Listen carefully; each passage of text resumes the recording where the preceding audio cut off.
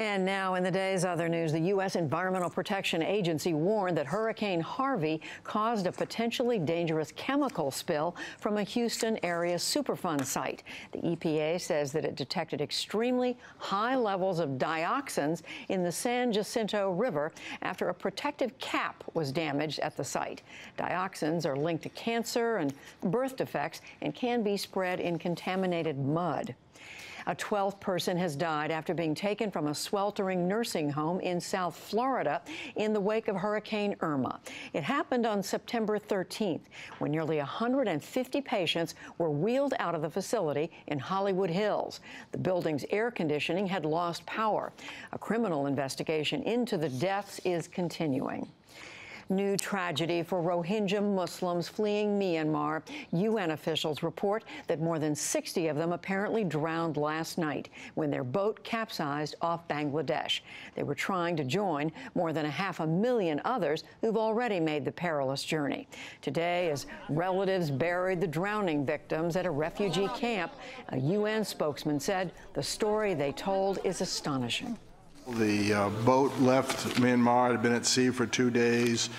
Survivors described being at sea all night, having no food, and that the captain of the vessel, who was a Bangladeshi national, as we understand it, was trying to evade checkpoints or sea patrols. The Rohingya are escaping a military crackdown in mostly Buddhist Myanmar.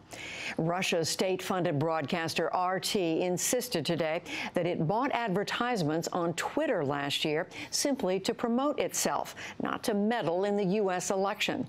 The editor-in-chief of RT said, quote, "It did not occur to us that in a developed democracy, regular media advertising could turn out to be a suspicious and harmful activity."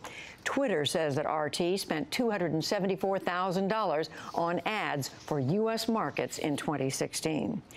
In Spain, the region of Catalonia is vowing to go ahead with Sunday's independence referendum, despite the central government's vow to prevent it. Thousands held a closing rally today in the Catalan capital of Barcelona, and farmers rolled through the streets on tractors in support of independence. Spanish National Police have been ordered to seize ballots and keep polling stations closed. Back in this country, the Air Force Academy is now investigating racist slurs found at the Academy's prep school. The slurs appeared Tuesday on message boards outside the dorm rooms of 5 black students. Now the Academy superintendent, Lieutenant General Jay Silveria, is laying down the law. He called together all 4,000 cadets and the 240 prep school students yesterday, and he warned them in no uncertain terms. If you're outraged by those words, then you're in the right place. If you can't treat someone with dignity and respect, then you need to get out. If you can't treat someone from another gender, whether that's a man or a woman, with dignity and respect, then you need to get out. If you demean someone in any way, then you need to get out.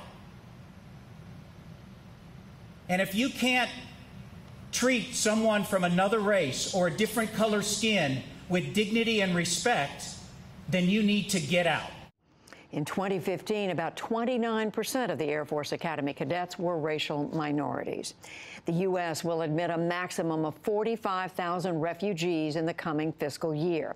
The Trump White House confirmed the number this evening. That is the smallest cap on the number of refugees since 1980. And on Wall Street today, the Dow Jones Industrial Average gained nearly 24 points to close at 22,405. The Nasdaq rose 42, and the S&P 500 added 9, both of those markets closing at all-time highs.